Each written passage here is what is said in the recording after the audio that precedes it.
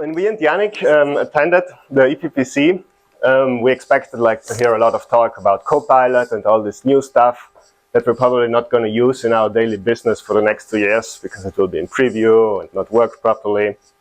But actually we were surprised that there was a lot of talk about model-driven apps. And I was like, model-driven apps, they've been around for a while. Is there so much new stuff to talk about and what improvements are there? And so we attended those sessions and were very surprised. And so today we would like to share some of our knowledge that we gained there, combined with the experience that we both have working with model-driven apps every day. And yeah, but first of all, Yannick, tell us shortly who you are. Yes, thank you. I'm Yannick. I'm a technical consultant for Dynamics for 3 years. I'm passionate in Dynamics in general, Power BI, and just a random fact, I love sim racing. And yeah, Thomas. Yeah, I'm Thomas. I'm Power Platform consultant, so do everything on the Power Platform besides Dynamics. Through low coder with my heart, so I avoid pro code wherever possible. And outside the office, I would say I'm a professional home cook. So, yeah. So when I think about the model-driven app, to me it looks like a bit like a brand new Tesla Model 3 straight out of the factory. It looks okay. It comes with a lot of default functionalities. In the model-driven apps, it would be your sorting, your filtering, your export and import options, your default multilingual support. But if you've seen one or two of them, they all start to look the same. They are a bit boring. So that's why I want to ask Yannick to show us how we can make it a little bit fancier. Yeah, exactly. So the general idea is not to replace the main components of the car. So if we take this picture of a car compared to our transition to a model-driven app, we don't want to replace the engine or the whole chassis because it's working totally fine and it's efficient. It's not so bad, okay? The critic with, yeah, a little bit boring is maybe true, but today in our session, we want to show you how we can reuse the basic components and enhance them with capabilities of visualization and functionality.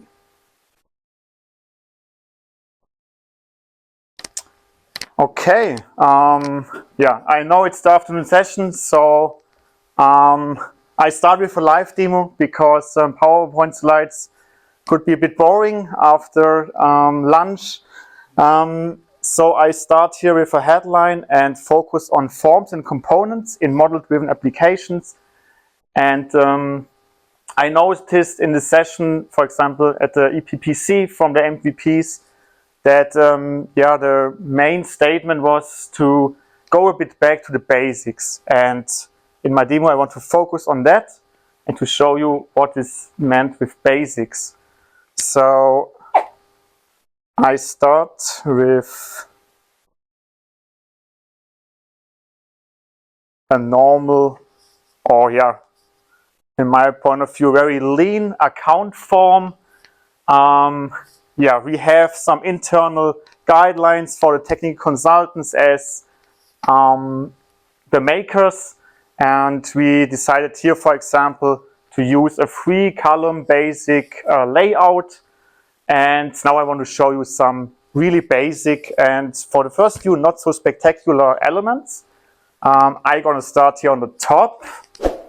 Yeah, it's a very basic one. It's the header section. So, okay, what's the matter with the header section? So, why should I use it? So, for the user, it might be very helpful if you use and set there the most relevant information about your record. Otherwise, they have to search and find them anywhere in the form. So, often you working with several tabs, overload them with many unused columns. Just to show the information. So you should use this section to highlight the really most relevant, like a KPI, annual revenue, or the owner of the record. So that's, yeah, I think a very basic element, but with a huge impact if you want to overview a record very quickly as an end user. So the second thing I want to mention here, in general, if you're talking about components, independent, or doesn't matter if you're talking about sections, where columns are collected with the same or identical context, or tabs, or in general our layout. So the key point here is consistency. And if I'm talking about consistency, I mean stuff like display names, but also titles for the sections. So there are no general guidelines or recommendations if you should uppercase or lowercase. So at the end, it doesn't matter if you choose a consistent way about all sections you use. For example, here address, account information, and you should apply these formattings to all forms you use. For example, in other entities and tables, and at the end overall your model-driven app, so that the user is not confused by 3 different layout types in 5 different kind of forms. So that's the general idea, to guarantee and ensure a lean approach of a model-driven form. Another layout topic that's sometimes very annoying for the end user, and they often complain about it, is if you overload your form, you have the effect of vertical scrolling. So in my case, you cannot scroll. Oof. A Mac. It's not a Mac, yeah, I see. In the mouse. Yeah. So in my case, only a part of the map has been hidden by too many content on the one pager here. And that's one thing you should avoid, to have too many columns, too many subgrids, too many contents here on the form, to avoid the vertical scrolling, because it's so annoying if you have to search information and have no idea where to find them. And there's a very easy solution to avoid this. If you have additional information like details about iSolutions account or related table, so you're totally free to outsource them to a separated tab. For example, here I have a summary tab. So the purpose of this area is to show only the summarized elements for your record. If I have detailed information, so feel free to outsource them to a separated tab, because the navigation between tabs is really more efficient than scrolling up and down to find some unstructured data on your form. Next point I want to highlight there, as I talked about vertical scrolling, it's the same with horizontal scrolling. If we're using grids, like active contracts, we have here a subgrid view, and I've chosen only the amount of columns, so that the visualization in a normal resolution of your screen is without any horizontal scroll bars.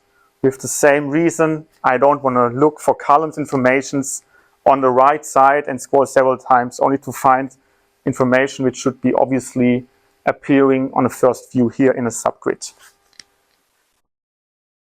Okay, if you're talking about subgrids and stuff, I've implemented or used here 2 components. On the first view, they look very similar, but technically it's an editable grid for active contracts and a general subgrid for the inactive contracts, with the reason or the capability to edit them directly here in the row. I can add some information, save them, and I've updated the related record here for iSolutions AG on the contract. The inactive contracts, obviously shouldn't be edited afterwards. They are inactivated.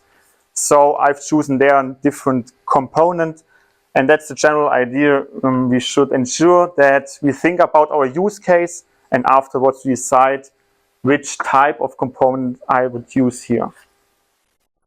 One of my favorite extensions for a basic component for model-driven apps is, with very little effort, but a huge impact.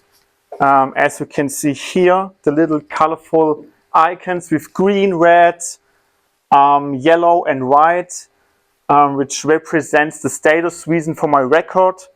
So it's just a small enhancement here for the visualization of a status reason. It's done technically by a JavaScript that replaces the value or adds a custom web resource to the already existing text. I think that's a huge impact. If you open this tab with contract and the first view, you can check the status of your record and don't have to read, oh, okay, I'm working here on the status or status reason, what's the text. You can avoid this struggling for the end user here. Another comparison, how to use standard components by Microsoft or use, for example, PCFs for columns. If I'm talking about PCFs, it's the Power Platform component framework, which is out of the box, officially supported by Microsoft. I compared 4 different kinds of columns. Here on the left side, we have the default area. On the right side, the identical data, but in a different manner for functionality and visualization. If I check the first one, we have here a 2-option set. And to be honest, if I want to set the other option of the 2-option set, why I have to open the pick list to choose the other one? If it is so easy to use here the toggle with 1 click and the change is done. So that's some questions you should ask about. In which use case, which component or which enhancements makes really sense. Other example here on the bottom is the description field. Okay, I can input some text, very obvious. On the other side, I've added here the rich text component, PCF, where you have a couple more capabilities to format it, to use whatever colors, font size, bold text, whatever. So just a quick demonstration that you can use several types of PCFs to enhance the basic elements from column types. Good. I switch the context here and we're going to the contracts. So as mentioned here, the consistency, I switch the form and have more or less identical design, 3-column design, uppercase title for contract details general and the other sections. And if we move here to another related data record, like the contract, I can see here in the lookup value my related account, so that's fine. But if I don't want to go to this account to check some detailed information, for model-driven app, we have 2 different types of visualizing data of a related or parent account in our case. The first one here on the right side is the quick view form, which is a read-only form that represents data I've chosen in customizing to this related account. So as mentioned, it's just read-only. If you want to enhance this form or use another type, you are also able to edit data, and it's another PCF form from Microsoft, and therefore I've added a separated tab which displaying here the entire form. To be honest, that doesn't make sense in every case. It's just a demonstration that I can embed a form in another form based on another value for the contract here, and I have the entire iSolutions form like in the previous couple of minutes I've presented, and there I'm able to modify data and save that form and related account in the database. So it's like a bit Inception, embedding a form in a form. As usual, don't confuse the customer and your end user with stuff like this, but you're also able to only visualize a subset of the main form. So you can decide if it's really necessary to visualize the entire form in another one.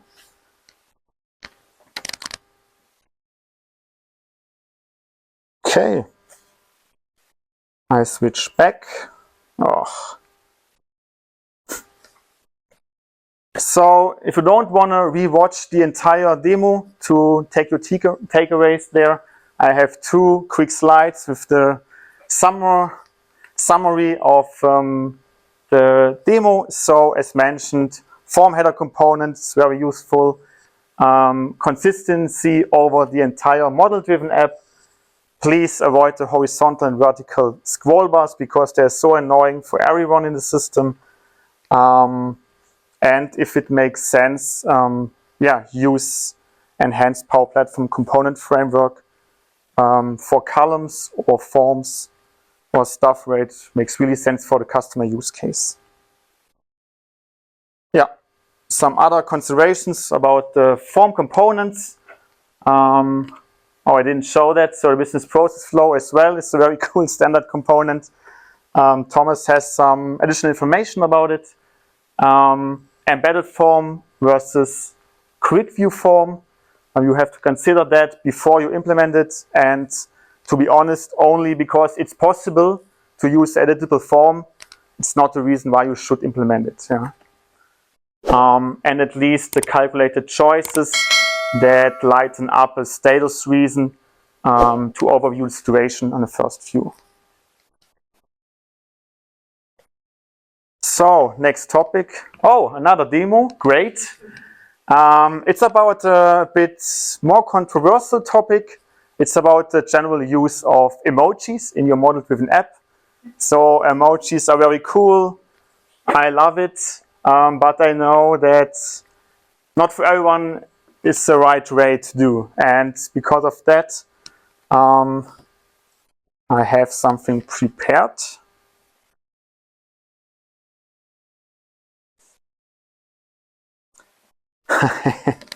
I switched my account form and did some customizing. And yeah, well, what's your opinion? It looks a bit more beautiful, a bit lightened up. But I know that we have to consider that we are not creating or implementing applications for end user in a B2C context. So our purpose is not to addict our end user, for our model-driven app. I think that should not be the case. So in summary or in conclusion, I would say emojis are great if you use it in a right way and not to overload. So I have an example where it doesn't make so much sense. If I go here to contracts and columns, so I think the emojis are very similar, so I'm not sure what's the difference. So I'm confused about emojis, and that shouldn't be a case and should not happen here in our model-driven app. If you use emojis, it should be clear what the purpose is.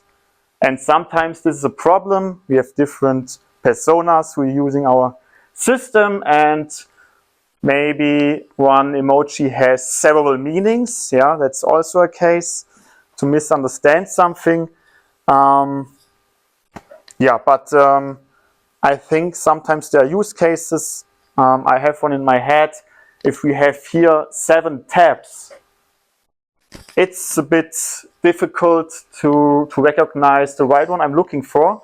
And for example, if I have one with a Power BI report on a separated report tab, why not to use a Power BI icon to enhance this tab, to recognize my information I want to look for.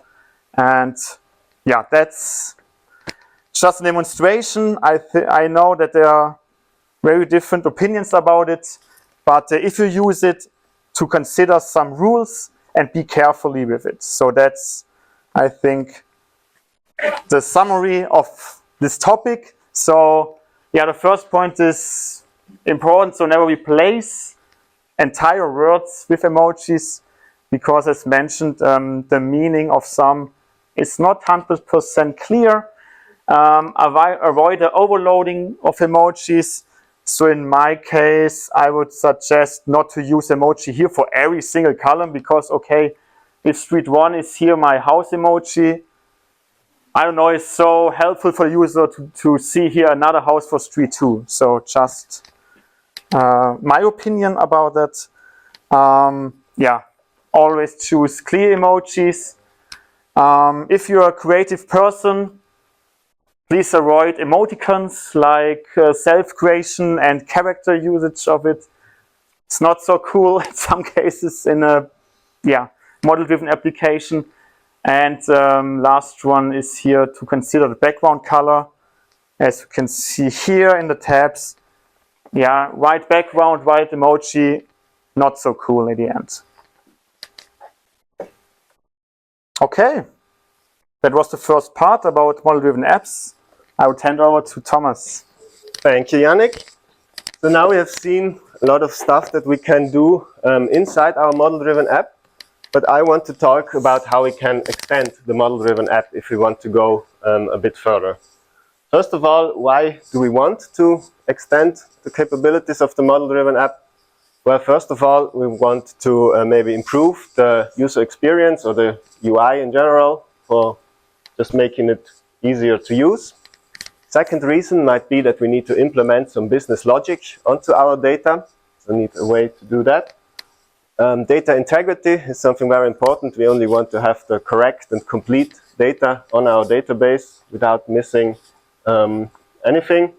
And the fourth reason would be that we want to integrate external data, so data that lives outside of our model-driven app. What options do we have to do that? What cards do we hold in hand? I know this is a pretty cool slide showing them all. It's unfortunately not done by me. Stole it from Vivian Voss and Yannick Rickman, two MVPs, presented this at the EPPC. But it shows very well all the things that you can use, and I want to talk about them quickly.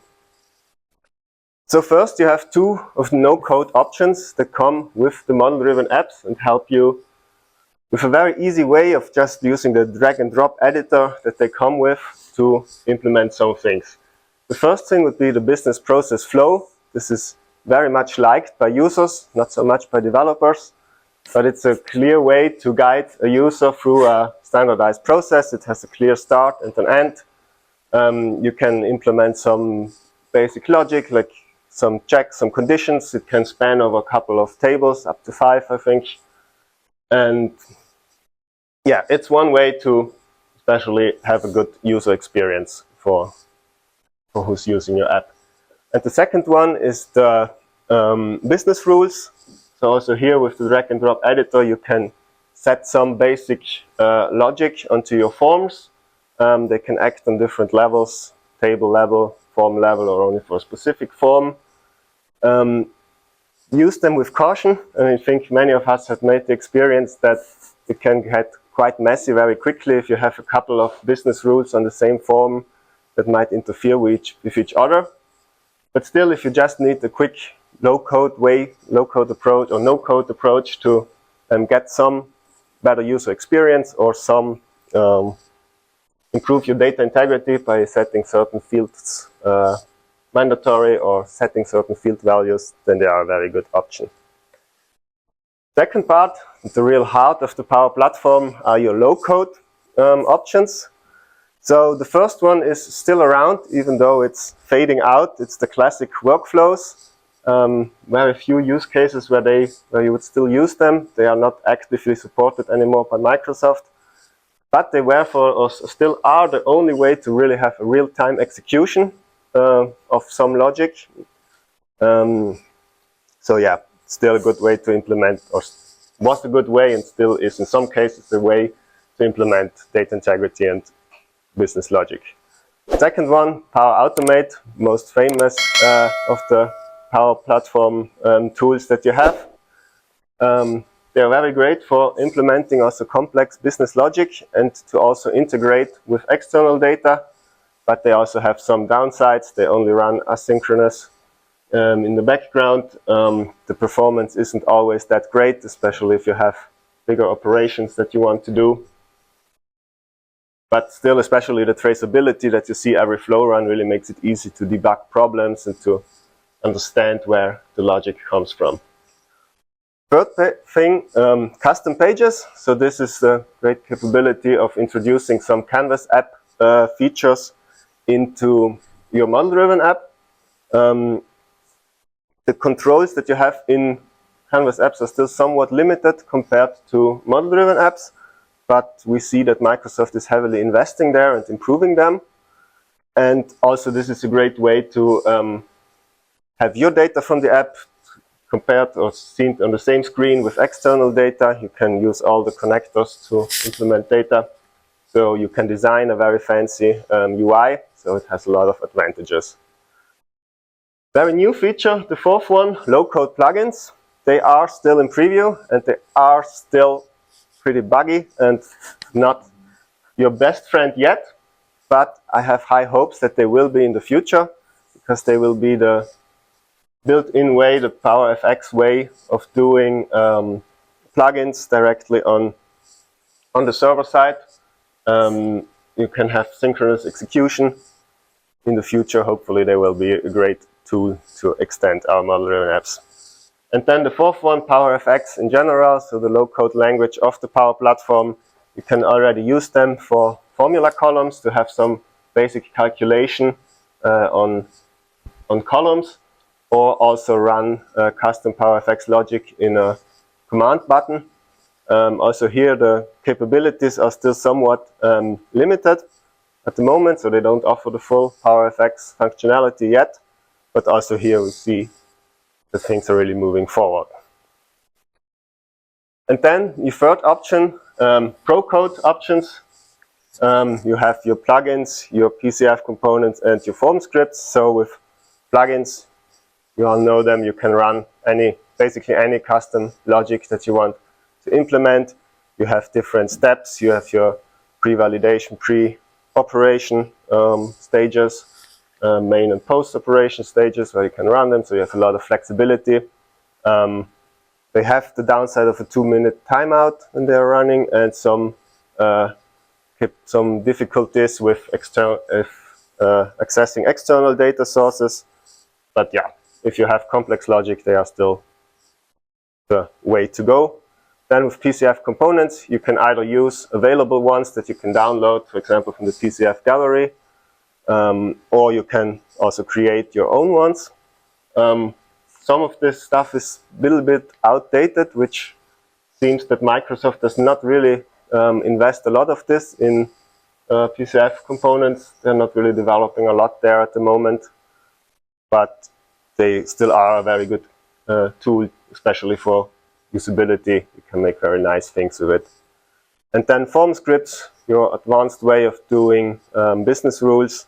You are still on a UI level, but you can have much more complex logic. User can still somehow get around it if they are really try to trick you. But yeah, still a way to consider and a tool that you should know. And now I want to go a little bit deeper into my favorite of all these tools that we've seen, and that would be the custom pages. So first of all, one thing, really use also custom components in your or design your custom pages very well. It really looks shitty if you just put a couple of buttons there. Looks like a poor Canvas app. So for example, components are very useful here. All these components that I've used here are already installed on most tenants because they are from the PowerCAD team. So if you have the COE toolkit installed in an environment, then you will also have access to these components. You can use them. You have the command bar that almost looks the same as like it would be the command bar in a model-driven app. It's a really great way. And then another cool thing about custom pages is the way that you can use them. So one way is, like we see it here, you have it in the navigation. It's just the default way of having a custom page in your app. But there are some other ways that you can do that. For example, if you go here, I have put a custom command bar button that lets me pop up a custom page as a pop-up here in the center, or I can also call a custom page in the main form with these buttons. So how is this done? This way, you need a little script for this, but Microsoft also has this documented, so it's an official way of doing this. Just that the way I did it here is not the Microsoft way, because the thing with the Microsoft script that you can find in their documentation is static, so it means you need one script for every custom page that you want to introduce somewhere. And that's why also two Microsoft MVPs, Sarah Larquist and Benedict Bergman, teamed up to make this script dynamic. And with that, you just need one script that you upload once, and you can have it, use it as many times as you want and in very different ways. So also, for example, here I have it embedded onto the form, and I can here now also have it as a side pop-up, looks similar to the quick create forms. And in this case, because I opened it on the form with this code, I can even transfer the form context to it. So I have the account name and all the information that I would need from this form. So this is something that usually you only notice from embedded Canvas apps, but with this it's also possible to do it for your custom page. And now let me quickly show you how this can be done. I said earlier I'm not a big fan of Pro Code, but if it's easy to use, then I also like to do it, because this is the script that you can just copy from their blog post. It's publicly available. It comes just with a couple of, it says, 3 functions, open custom page function, and then 2 functions that they need to make it work. So there is no customization that you have to do with this. You can just go to your command bar editing designer and enter or create a new custom button that runs a JavaScript. That's the action that you want to choose. You have your script that you've uploaded once as a web resource. Select this file, reference the one function that you need, the open custom page function, and then you can define 8 parameters to decide how this should look. Mandatory is only the first parameter, so this is of course the name of your model-driven app that you want to open. And then all the other parameters are optional. So the second one would be the title of your custom page. So that's the thing that will be displayed up here. The third and fourth parameter are to have your form context and form your context, so the ID of the record that you are on and the table that you are on. Parameter 5 and 6 are just the size, so if you have it as a pop-up, you can define how big your pop-up should be. It can also be just a very small yes or no pop-up, whatever you want it. And then the parameters 7 and 8 define where you want to open it. So you want the full screen, do you want the side pop-up, do you want the dialog pop-up. So this is a very easy way also for a non-pro developer to use this code and to really have a good option of getting more out of the use of custom pages. So I think now me and Yannick showed you a lot of things to enhance your model-driven apps. Maybe some new ideas that you can use in your next project. And I think with that, we thank you and are open for any questions if you have some. Thank you very much. Thank you, Yannick.